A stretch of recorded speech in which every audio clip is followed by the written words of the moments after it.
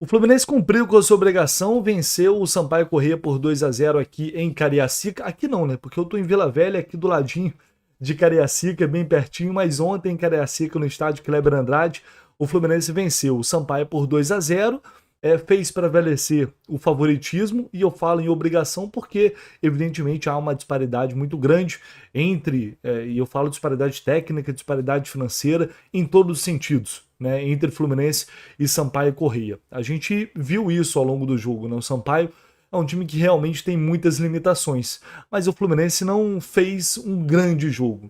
Dá para dizer que fez um jogo ok, fez o suficiente para conseguir uma vitória que dá uma tranquilidade para o jogo de sábado contra o Atlético Mineiro e também encaminha essa classificação às oitavas de final da Copa do Brasil, deixa o time numa situação tranquila para definir a vaga no Maracanã lá no dia 22 de maio. Vou trazer para vocês aqui neste vídeo uma entrevista coletiva do técnico Fernando Diniz, teve também zona mista com o Diogo Barbosa, aliás, uma entrevista bem interessante do Diogo Barbosa. Eu vou trazer todos os detalhes para vocês da cobertura de ontem lá no estádio Kleber Andrade. Por favor, pessoal, só não esquece de deixar o seu like, tá? Se inscrever aqui no canal do Lessa, é muito importante, conto muito com vocês. Já estamos batendo ali a marca de 96 mil inscritos, vamos chegar aos 100 mil, se Deus quiser, em breve.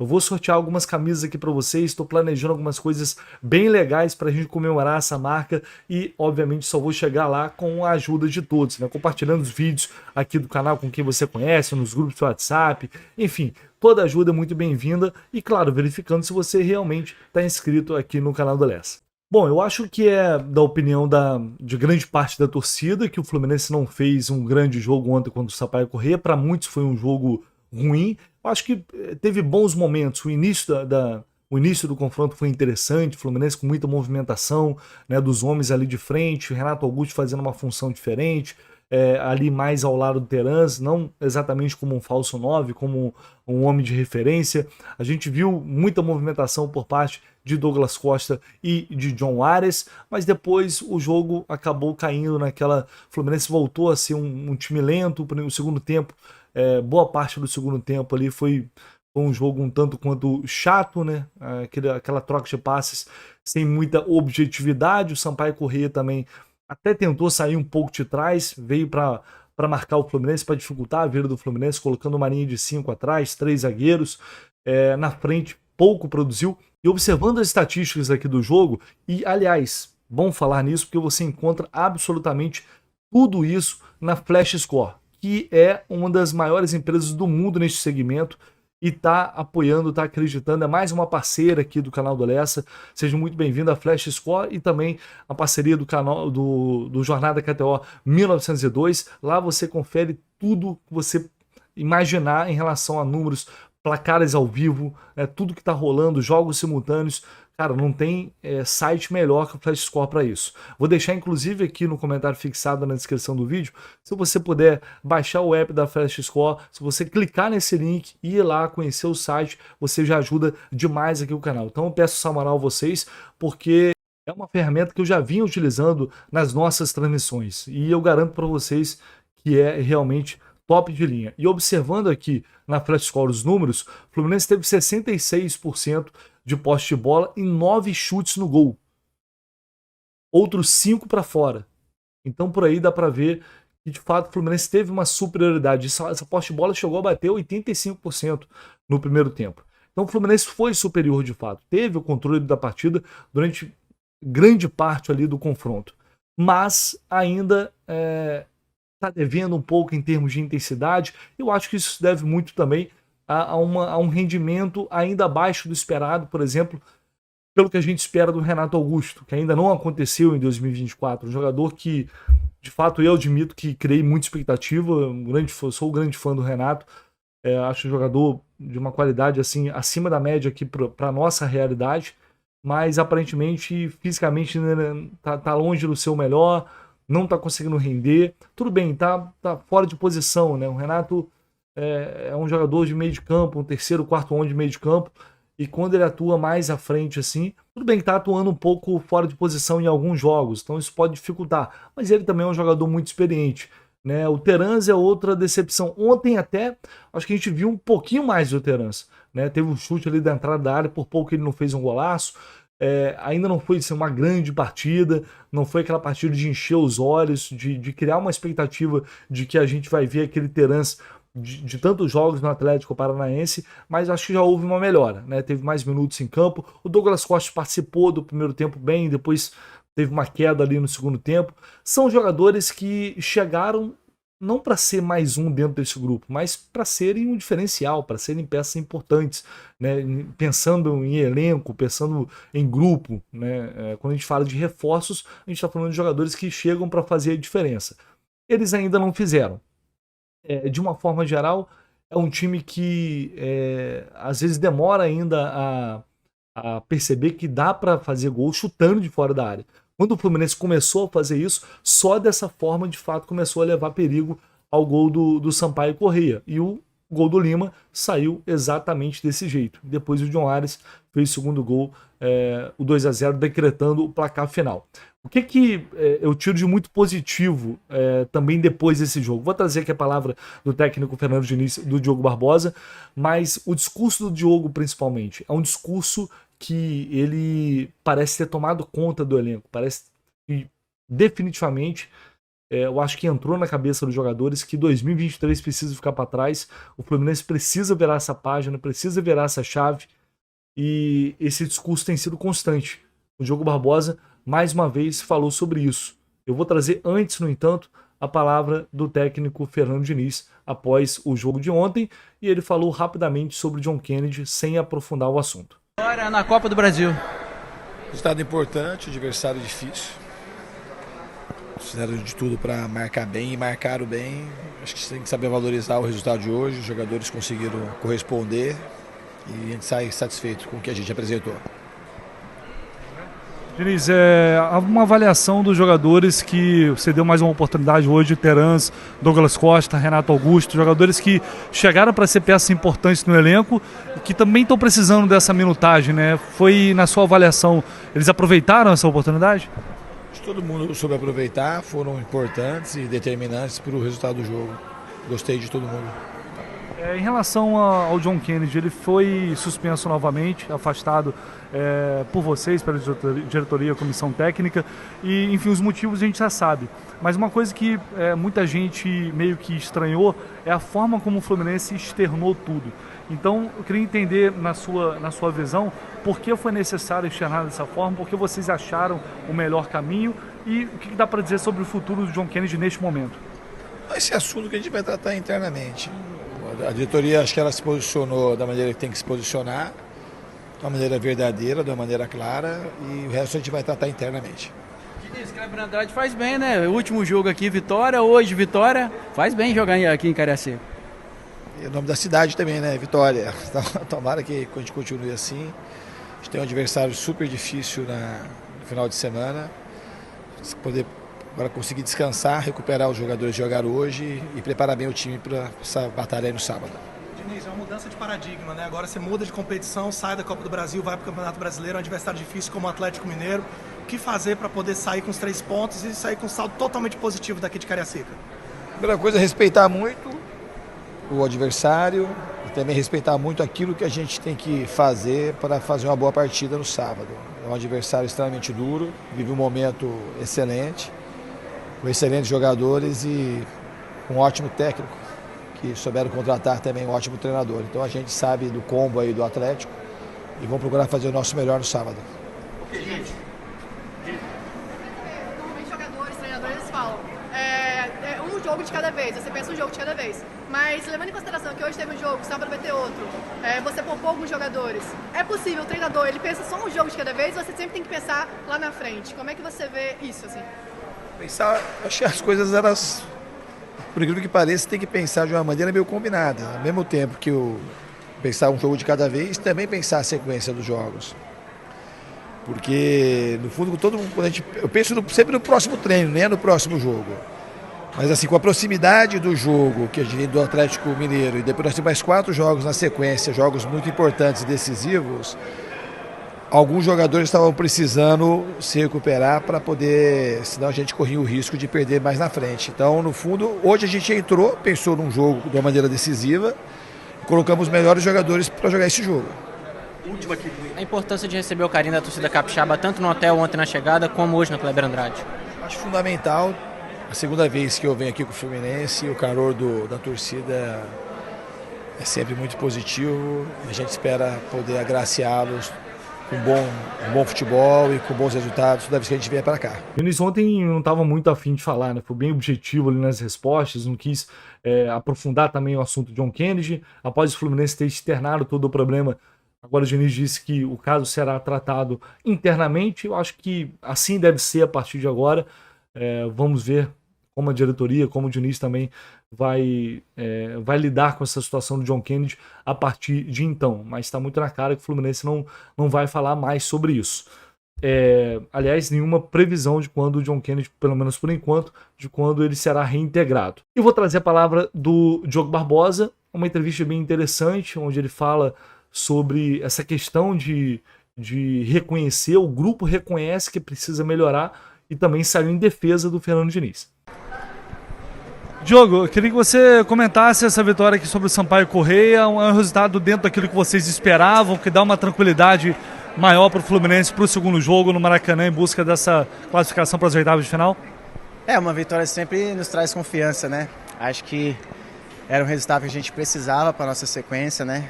Acho que nós temos a consciência que a gente não atingiu um nível que nós podemos jogar, né? Mas aos poucos estamos trabalhando para a gente voltar à nossa melhor forma, o nosso melhor nível de jogo, né?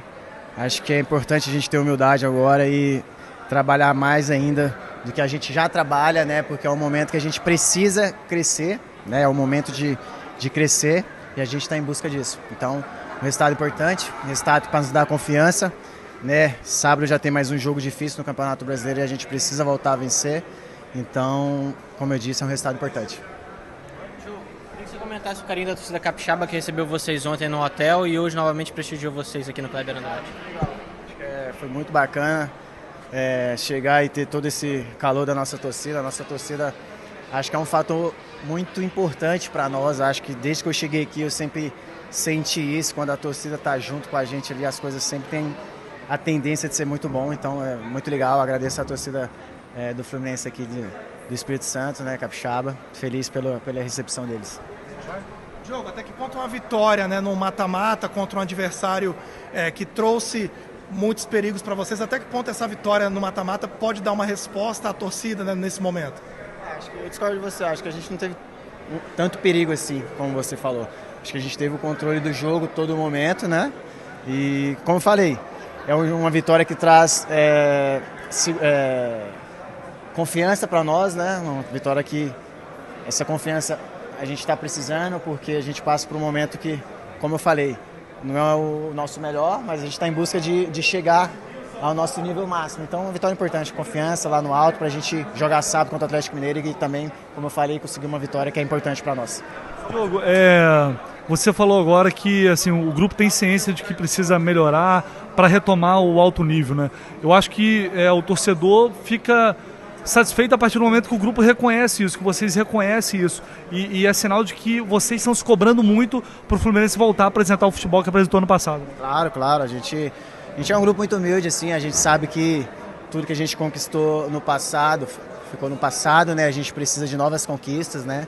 E temos jogadores muito vencedores, jogadores experientes que diariamente conversa conosco e passa toda a sua experiência. E a gente sabe que é preciso, né? A gente tem um treinador que é fora do comum, que nos ajuda bastante.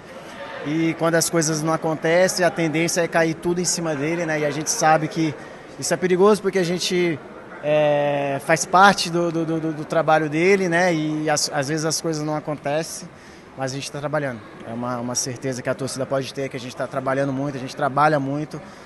Eu posso falar que sou um cara um pouco mais velho, já passei em outros lugares e é do time que eu mais treinei na minha carreira. Então, assim, o Diniz trabalha muito e a gente está em busca disso. Voltar a jogar no nível que a gente pode, no máximo, né? E poder dar muitas alegrias para a nossa torcida que ela merece.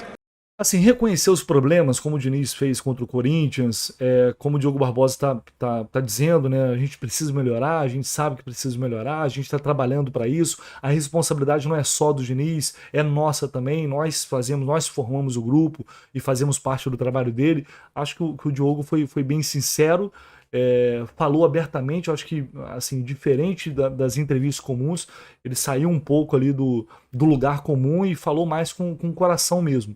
Então é bom ouvir isso. Isso não vai resolver os problemas do Fluminense, mas é bom saber que o elenco está incomodado, o grupo está incomodado, está desconfortável e reconhece que precisa melhorar. Essa grande atuação ainda não veio, é pouco para quando a gente pensa em desafios maiores como o Atlético Mineiro, é muito pouco. O Fluminense jogar essa bola dificilmente vai conseguir bater o Atlético, vai ter que jogar muito mais, vai ter que jogar o que não vem jogando recentemente, vai ser um jogo extremamente complicado. E o mesmo vale para o Colo-Colo na semana que vem, aí já é Libertadores, já é jogo em Santiago, outra partida extremamente complicada. O Fluminense precisa reagir, precisa voltar a jogar um futebol consistente, né, que seja linear dentro do jogo. Ontem, mais uma vez, começou bem, depois foi caindo de rendimento, depois melhorou um pouquinho, e cai, enfim, não consegue ser um time constante nos jogos. E aí torna muito mais difícil a missão de você conseguir uma boa sequência de resultados, porque quando enfrentar adversários mais fortes, certamente eles vão conseguir se aproveitar desses momentos de instabilidade que o Fluminense acaba apresentando durante os jogos. Mas enfim, foi uma vitória, eu acho importante, né? Foi protocolar, mas foi importante para o time, para dar uma tranquilidade. Agora a equipe vai treinar, né, aqui em Vitória. Eu falo aqui em Vitória porque é tudo, né, Cariacica, Vitória, Vila Velha, é tudo pertinho aqui. O Fluminense está hospedado em Vitória. A assessoria de imprensa ainda não divulgou a programação, de fato, para essa quinta-feira, para sexta-feira. A gente está na expectativa de ter, pelo menos, a oportunidade de acompanhar parte do treinamento de preparação para o jogo contra o Atlético e, claro, falar com algum jogador, né, uma entrevista antes desse confronto. O Marcelo, como eu informei para vocês ontem, com exclusividade aqui no canal do Leste, o Marcelo viajou para Madrid ontem.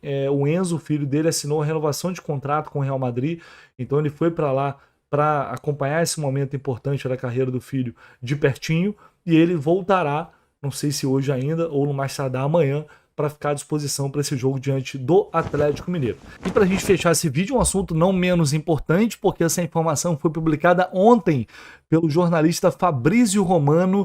O Fluminense fez uma proposta formal para contar com o zagueiro Thiago Silva a partir do meio do ano. Já há a proposta que o Fluminense, na verdade, já tem preparada já há muito tempo para o Thiago Silva. Agora foi enviada para os representantes do jogador. Por que o Fluminense dá esse passo? Porque o staff deu sinal verde, né? O Thiago Silva está ouvindo propostas, o Fluminense não é o único interessado. Lá atrás eu informei para vocês o interesse de um clube árabe. A jornalista Aline Nastari também trouxe informações de 3 clubes de Londres que estão interessados na contratação do Thiago Silva, mas que o Fluminense estaria na frente, né? A princípio, o Thiago já começou a falar com pessoas próximas sobre a possibilidade de voltar ao clube. Essa informação foi publicada ontem pelo GE. Então, eu acho que a coisa de fato agora está esquentando e está caminhando para um final feliz. As conversas estão evoluindo. O Fluminense, portanto, se coloca numa situação, pelo que a gente tem de informação, de favoritismo. Aqui diz essa informação do Fabrício Romano: o Fluminense apresentou a proposta formal para trazer Thiago Silva de volta ao Brasil. O contrato está quase pronto. O Thiago vai demorar para decidir entre Europa e Brasil, com várias opções em cima da mesa. Ou seja, são vários clubes interessados no Thiago Silva, o que não surpreende absolutamente ninguém. Então agora depende do jogador.